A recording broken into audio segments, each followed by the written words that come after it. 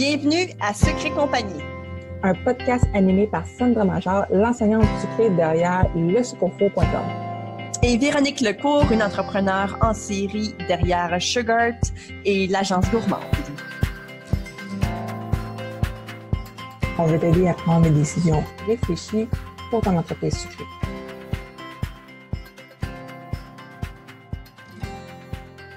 Salut, re-bienvenue sur le podcast Sucré Compagnie. Aujourd'hui, on te parle de quand mettre la hache dans son entreprise.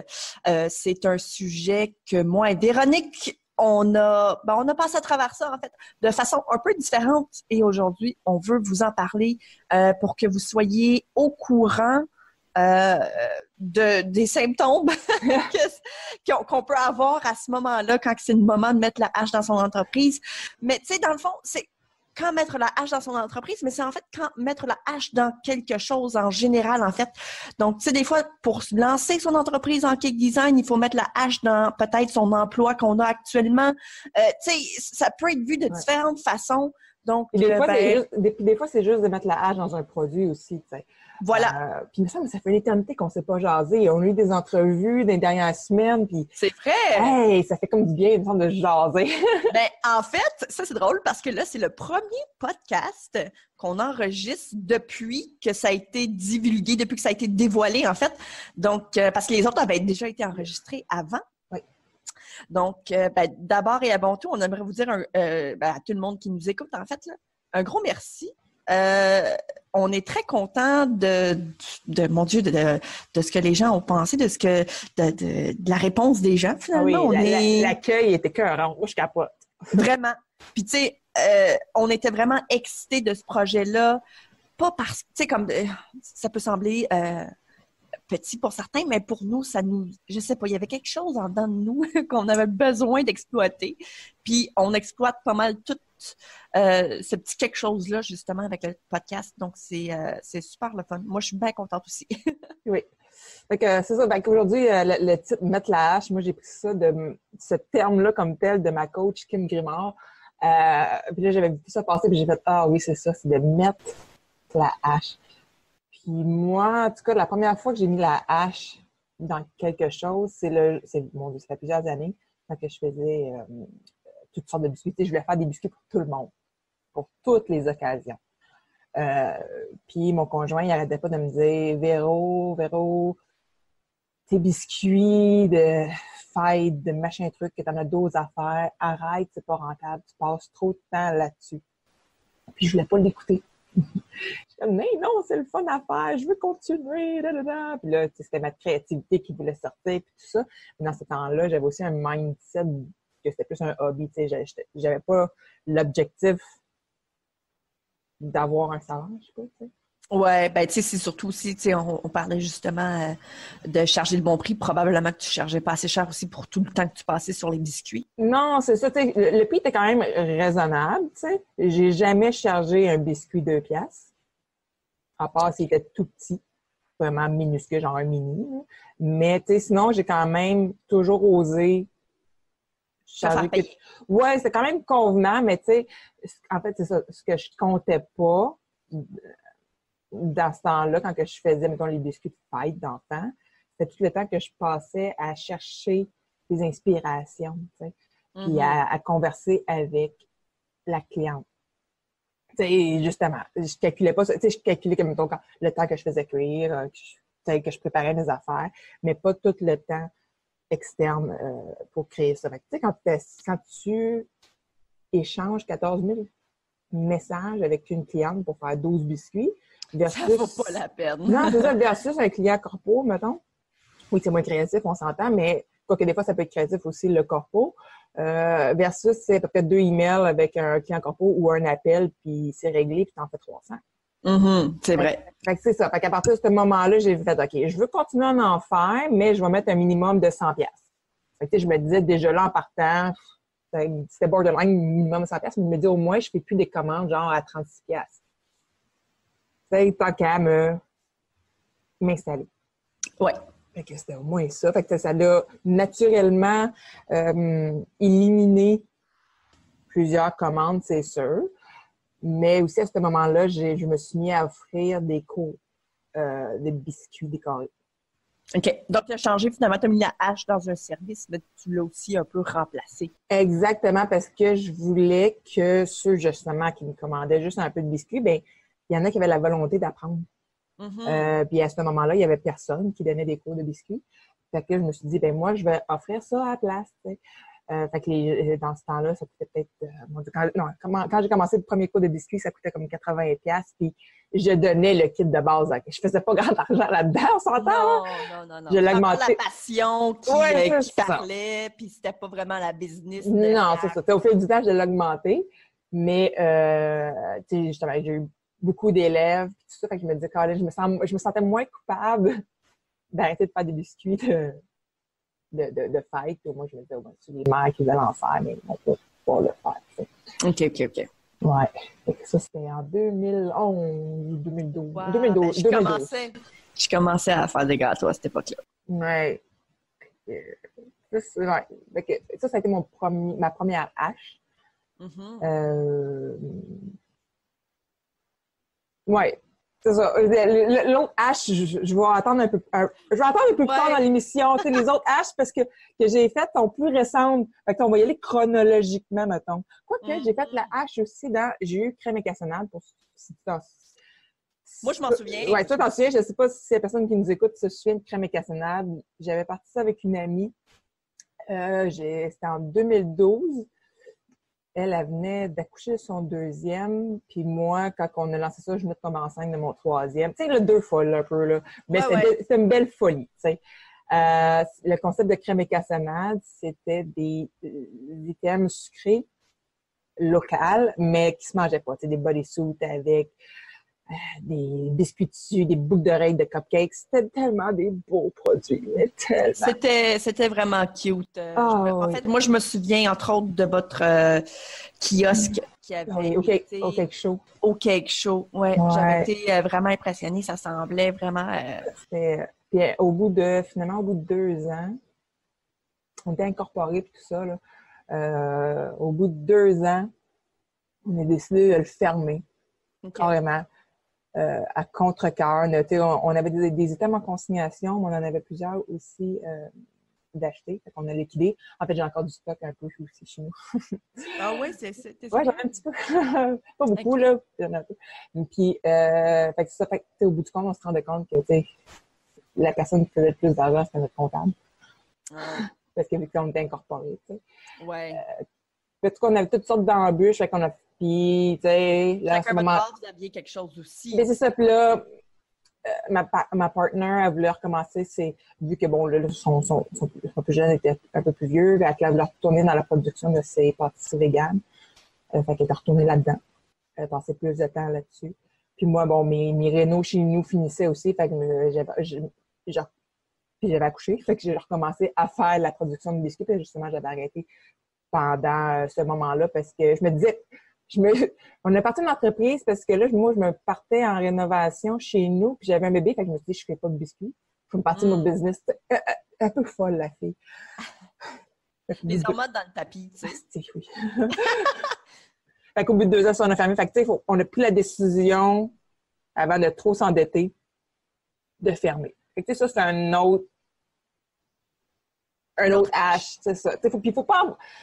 Puis, il ne faut pas le voir non plus comme un échec. C'est ça l'affaire. Quand on met la hache dans quelque chose, un produit, un service, une business au complet, il ne faut pas le voir comme un échec. Souvent, il faut le voir de différentes façons. Il faut le voir comme étant soit de l'apprentissage, ou bien un avancement, ou juste une modification. Il ne faut pas le voir comme étant quelque chose « Ah, j'ai pas réussi ». Exact. Faut plutôt se dire « Écoute, OK, c'est vrai, peut-être que ça n'a pas fonctionné. » Mais j'ai appris une tonne de trucs. Et puis, maintenant, je vais pouvoir utiliser cet apprentissage-là pour mon prochain objectif. Puis, tu sais, il faut le voir comme étant un avancement parce que veux pas, sinon, écoute, ça ralentit bien trop une vie de se dire qu'on échoue à chaque fois. Non, mais en même temps, des fois, l'acceptation que c'est pas un échec est difficile. Ça, c'est vrai. Oui, ça peut être vraiment comme, mais là, j'ai travaillé pendant 8 ans, puis là, je passe à d'autres choses. Sauf qu'en même temps, tu as travaillé pendant 8 ans, puis c'est pas comme si pendant 8 ans, tu n'avais pas fait d'argent. C'est pas parce que pendant 8 ans, tu sais, comme tu as eu des clients, tu as eu des up and down, c'est normal, une entreprise, c'est comme ça. Mais tu sais, c'est ça, tu sais, des fois c'est difficile à se dire que oui, c'est normal, tu sais. Tu sais, justement, de penser à autre chose, des fois, c'est difficile. En tout cas, ouais. Je trouvais ça difficile de dire, OK, là, c'est fini, tu sais, de faire, OK, passe. Ouais. Mais tu sais, toi aussi, t'as eu des décisions comme ça à prendre. Oui, j'ai dû mettre la hache dans mon entreprise il y a déjà quelques années sur le. Ben, en fait, moi, c'est entre autres une des raisons pourquoi il a fallu que je mette la hache dans mon entreprise de gâteaux, donc de la vente de gâteaux. C'était parce que je le voyais plus comme étant une passion. Je le voyais plus comme étant un travail que j'appréciais parce que je pensais trop je pensais aux cours. Je pensais aux cours que je l'ai créé finalement, j'allais faire des cours en ligne. Je pensais aussi à ma chaîne YouTube énormément. Je voulais toujours ajouter du nouveau contenu, mais les gâteaux, en fait, me ralentissaient. Tu sais, j'avais l'impression, en fait, que c'était pour moi un ralentissement de vendre des gâteaux. Puis quand que j'ai compris ça et quand que je me suis fait comprendre ça, ben, c'est là où mettre la hache dans mon entreprise a été, ben, non seulement je l'ai fait, mais ça m'a fait du bien. Et j'ai vu ça justement un peu comme un avancement. Comme, je ne l'ai pas vu comme étant un échec. Non, je l'ai vraiment, vraiment vu comme étant un avancement et ça m'a même soulagée. J'étais heureuse d'avoir fait ça. Là, je dis ça comme sur le coup, j'étais très heureuse et tout ça. Un peu plus tard, j'ai eu des moments des faiblesses un peu parce que j'avais peur. Tu sais, je mets la hache dans quelque chose qui fonctionnait, qui grandissait, puis là, je repars à zéro. Les premiers mois, je ne vais pas vous le cacher, là, Colin Debin, c'était... je faisais pas beaucoup d'argent, là, OK? Non. Donc, j'avais extrêmement peur. Je me demandais si j'avais pris la bonne décision. Mais tu sais, sur le coup, lorsque j'ai décidé de mettre la hache dans mon entreprise et de décider de faire des cours et de focusser mon énergie sur YouTube ainsi que sur l'enseignement, c'était comme tellement révélateur. Écoute, ça a tellement fait de bien. Je le voyais de plus en plus être quelque chose c'était comme un sac à dos plein de roches, là. Tu sais, là, j'avançais plus. J'avais aucune, comment je pourrais t'expliquer ça? J'avais pas d'ambition. J'avais plus d'ambition. Je voyais plus comme d'objectif. Je voyais pas grandir, cette affaire-là. Tu sais, quand que tu vois rien grandir ou quand tu te vois pas avoir, tu sais, par exemple, si vous avez une job de bureau, puis tu ne te vois pas grandir là-dedans, tu ne te vois pas avoir des augmentations ou des changements de carrière ou genre si tu le sens plus de même, là, c'est parce que t'as plus de passion. C'est ça, si l'énergie n'est plus là, tu sais, l'espèce d'énergie magique un peu, là, la flamme, tu sais, si t'as plus ça, peut-être penser justement que ta job de jour, c'est peut-être plus ça que tu veux non plus. Là. Exact. Puis que c'est peut-être le temps de passer à un autre job, pas un autre job, mais avoir un autre revenu que celui principal. C'est sûr que faut voir aussi avec le conjoint aussi ce qui est possible parce qu'on se cache pas que ça va être difficile. T'sais, moi, on dirait que veux pas, j'ai longtemps eu une mindset de hobby parce que à la base, j'étais supposée, dans ma tête, être une mère à la maison heureuse et épanouie. Mm-hmm. Fait que, tu sais, moi, mon sideline, c'était de faire des biscuits, tu sais, pendant que les enfants étaient couchés, un peu le soir. C'était tout, tu sais. Tu vas payer quelques petites dépenses ici et là. Fait que, tu sais, mon conjoint, c'était le revenu principal, fait que j'avais pas de pression non plus à avoir un revenu, tu sais. Ouais. Puis finalement, j'ai jamais été heureuse et épanouie. Dans ce rôle-là, j'étais plus isolée en postpartum, jamais réglé. Mais veux pas tout ce parcours-là, ça transforme quelqu'un aussi. Puis toi, tu te transformes, ton entreprise se transforme. C'est ça que j'avais de la misère, en tout cas moi personnellement, dans ma tête, c'est si tu choisis une job dans la vie, ben là, pourquoi tu la lâcherais, tu sais? C'est aussi juste comme mon conjoint. Lui, tu sais, lui, il sait que ça fait longtemps qu'il veut faire ce qu'il veut dans la vie, puis tu sais, il y a un peu de difficulté avec, tu sais, le monde qui vont changer 4 fois, 5 fois, 6 fois de plan, de carrière ou de métier, tu sais. Mais ça existe, tu sais. Ça se peut, là, que tu aies une business de gâteau présentement pendant 5 ans, à fleurit, à grandi un peu comme Nathalie, tu sais.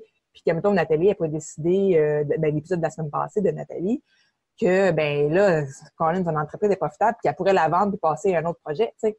Ouais, c'est vrai. Tu sais, il y a ça aussi. Tu sais, le coup, tu te mets à avoir une entreprise de gâteaux, ça veut pas dire que tu vas faire ça toute ta vie non plus. Ben non, du tout. À un moment donné, tu peux décider de la vendre et passer à d'autres choses. Tu sais, si elle a une belle croissance, si c'est bien établi comme entreprise, pourquoi pas? C'est vrai. Fait que, tu sais, faut pas se garder dans un carcan non plus, là. Tu sais, moi, j'ai étudié en architecture, toi aussi. Oui. Au cégep. Après ça, j'ai étudié en 3D. Puis après ça, j'ai fait des biscuits. Tu sais, il n'y a pas de lien, là. C'est vrai qu'il n'y a pas de lien. Mais non, tu as totalement raison. Je pense que il faut le voir comme étant, comment je pourrais expliquer ça? Il faut vraiment le voir comme un peu comme un avancement. Puis dans le fond, cet avancement-là que vous allez faire ne sera peut-être pas éternel, tu sais. Puis à partir de ce moment-là, si on a à mettre la hache aussi dans notre entreprise comme de gâteau, ben il ne faut pas le voir comme étant un échec non plus. Non, t'sais. c'est ça. Mais, ouais. Puis moi, il y a 2019, on est rien qu'au mois de mai, là, présentement. Oui. Et Colin, que c'est une grosse année. Oui, c'est vrai que c'était une grosse année pour toi. Moi, il y a 2 ans, j'ai, mon Dieu, une crise qui a commencé. J'avais donc 33. Puis mon conjoint, il dit, là, Véro, le plus jeune rentre à la maternelle à temps plein dans 2 ans. En fait, il est présentement en maternelle depuis septembre passé.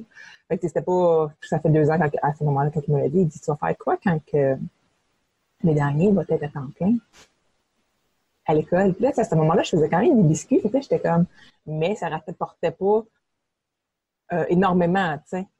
Parce que, tu sais, j'avais des vagues, tu sais, je me concentrais plus sur Johan qui était à temps plein à la maison. Fait que, tu sais, j'avais pas beaucoup de temps à faire des biscuits. Parce que lui, il est pas à l'aise de la garderie, tu sais, pour toutes sortes de raisons alimentaires.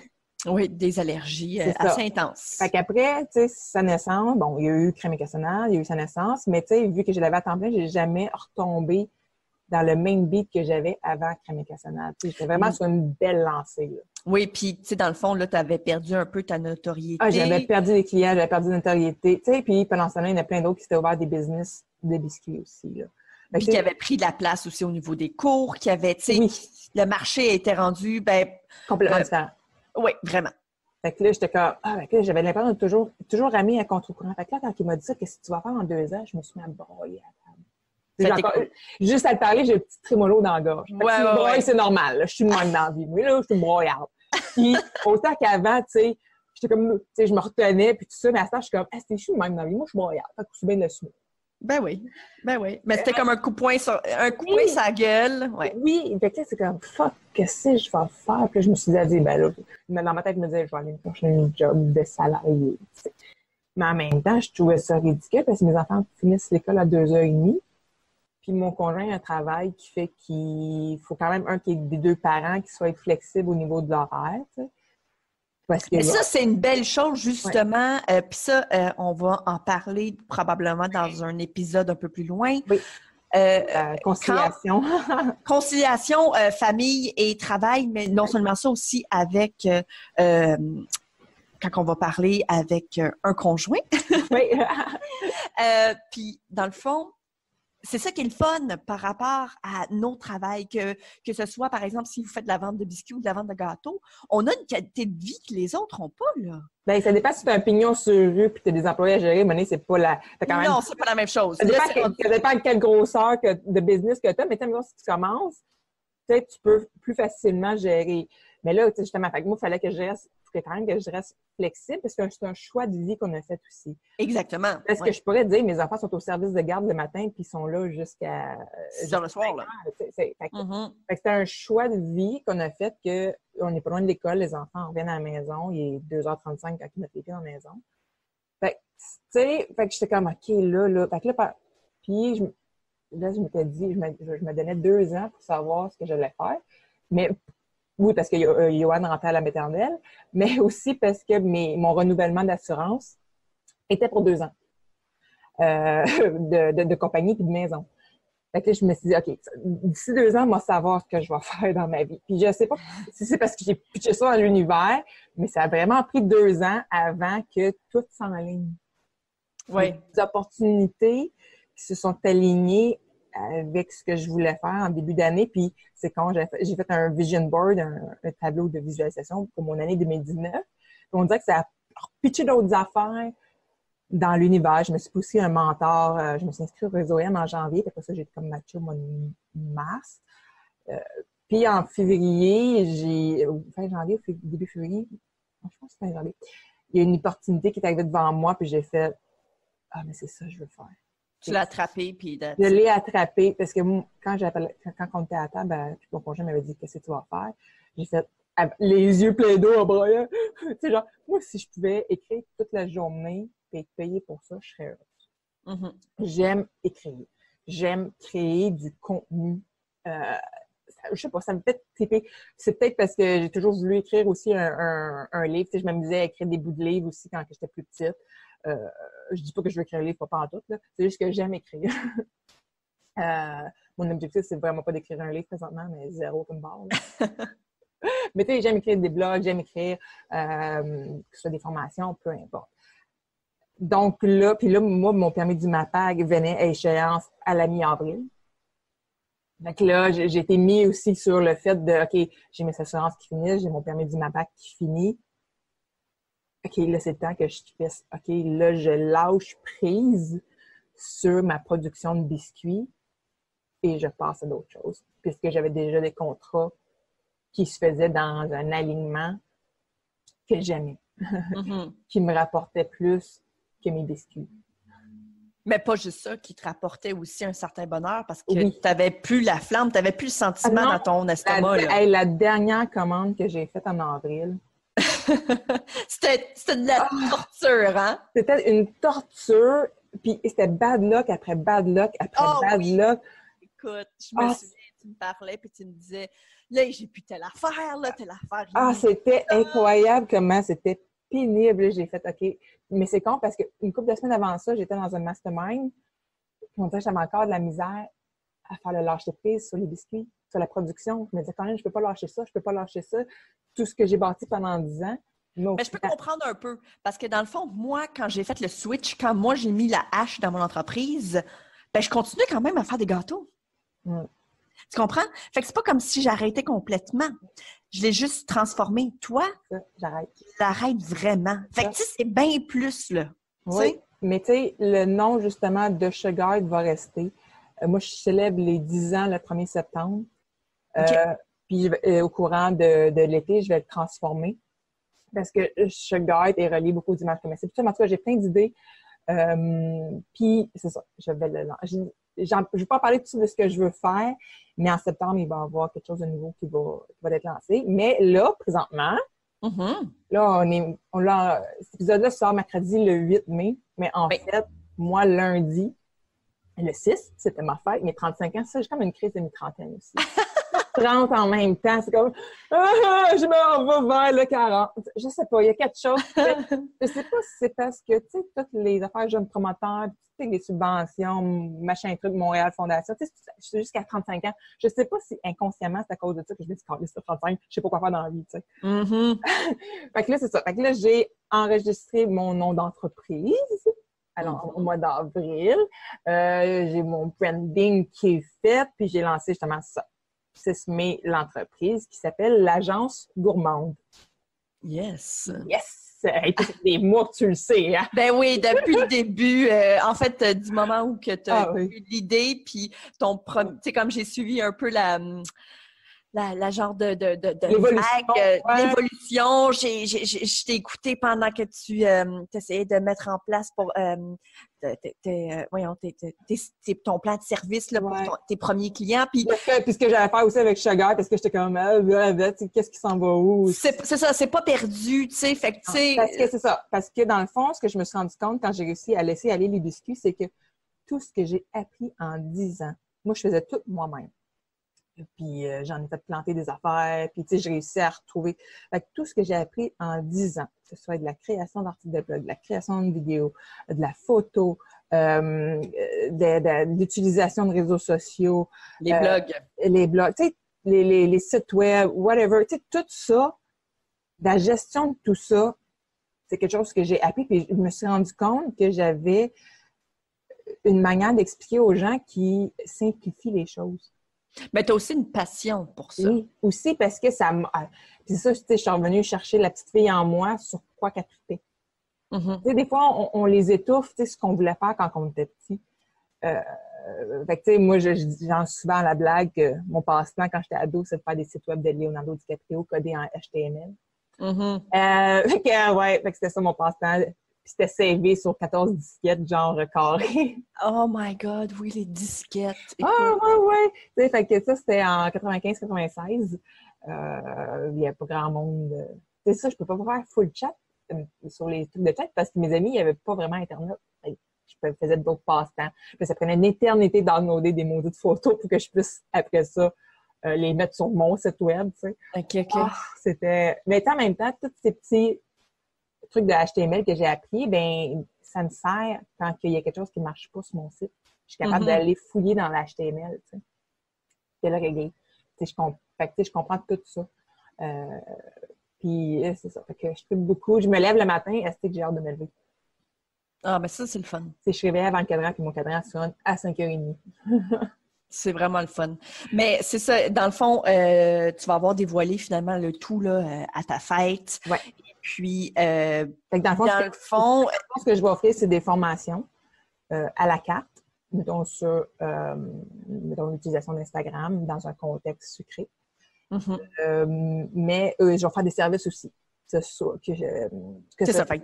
ce soit ça, de la rédaction de contenu, de la prise de photos, même de produits. Si tu veux les mettre sur ton site. Puis, je vais offrir aussi, ça c'est une idée de ma coach, Kim Grimard. Je me suis inscrite aussi dans un programme de coaching parce que j'avais besoin de me mettre en action. Moi, j'ai besoin de me faire pousser dans la vie. Fait que des fois, ça fait du bien de dire « Hey, non, Véro, fais pas ça, là! » Ouais. Et tu sais, il y a mon mentor aussi que lui, il me passe sur plein de bulles. Puis j'ai ma coach d'un côté qui fait « Hey, wow! » Donc là, je lance un programme bêta. Bêta dans le sens que c'est facile, vu que c'est la première cohorte, donc je vais m'ajuster au fil des semaines, d'un accompagnement numérique, si je pourrais dire. Fait que, c'est de...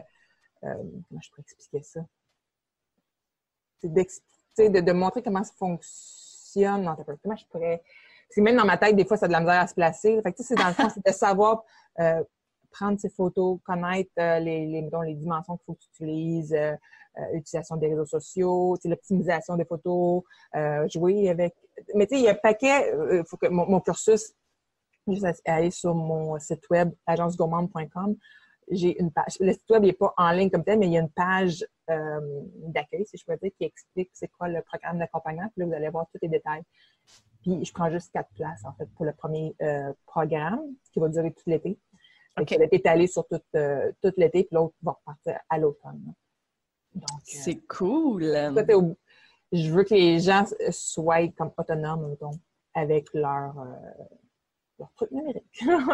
Ben c'est ça, parce que dans le fond, c'est beau faire des gâteaux, c'est beau comme avoir une business, mais si tu ne sais pas utiliser les outils à notre disposition... avec ce programme-là, on ne fera pas un site web, parce qu'on s'entend, c'est beaucoup. Sinon, ça coûterait comme 6 000 $ comme programme.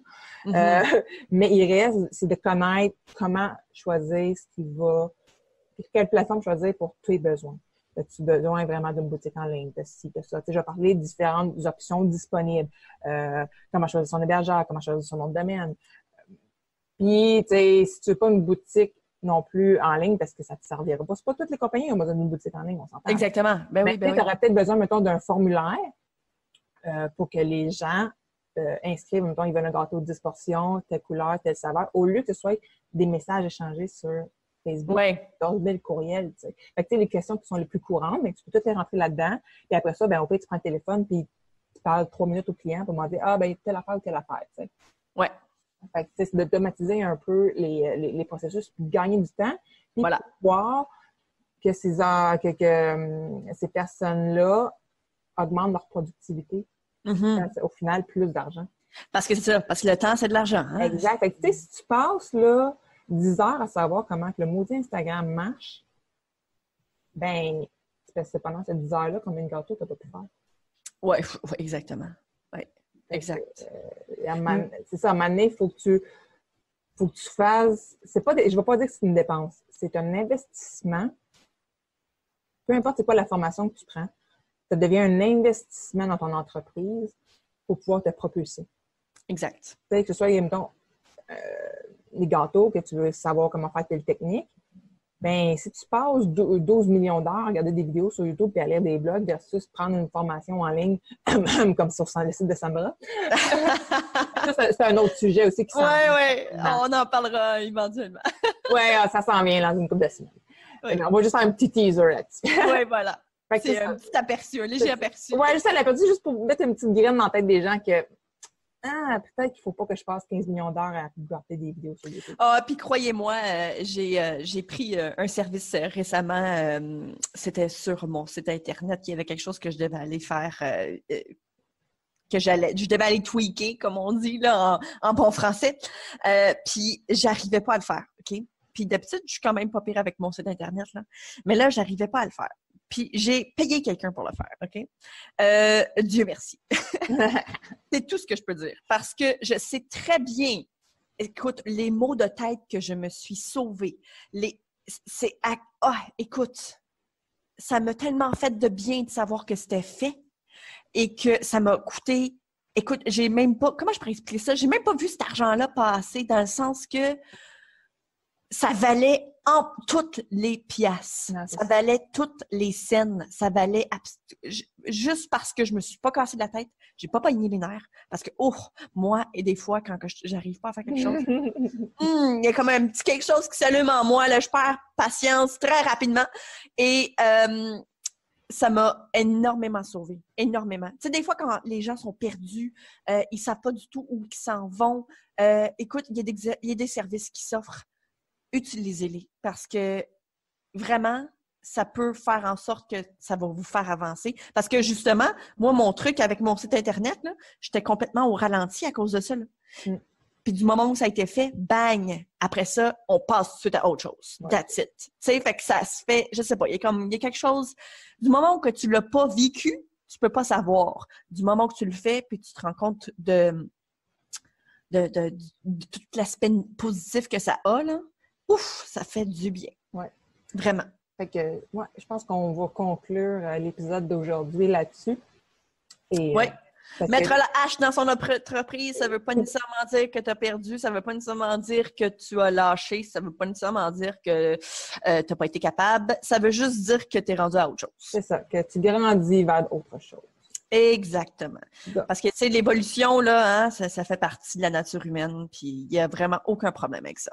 Ah, c'est bien, c'est un beau mot de la fin. Exact. Donc, on va te souhaiter bonne semaine. Oui, bonne semaine, puis bravo, Véronique, pour ton lancement. Merci, j'ai comme un... ça fait du bien. Oui. Ouais. C'est cool. En tout cas, moi, je suis très contente pour toi et je te souhaite énormément de succès, puis j'ai hâte d'entendre parler de toutes tes nouvelles affaires. Merci! Merci, ciao! Bye! Si tu as aimé l'épisode, on te demanderait une petite chose, c'est-à-dire, si tu l'écoutes sur iTunes, d'aller écrire un commentaire puis mettre 5 étoiles, ça va nous aider à se faire découvrir dans le moteur de recherche de podcast de iTunes. Mais aussi, on aimerait ça te découvrir, on fait un screenshot de l'épisode et partage-la sur Instagram dans tes stories en nous taguant. Donc, tag le Sotofo, tout ensemble, et tag Agence Gourmande, comme ça on va pouvoir te repartager dans nos stories. Sur ce, on se dit à la semaine prochaine.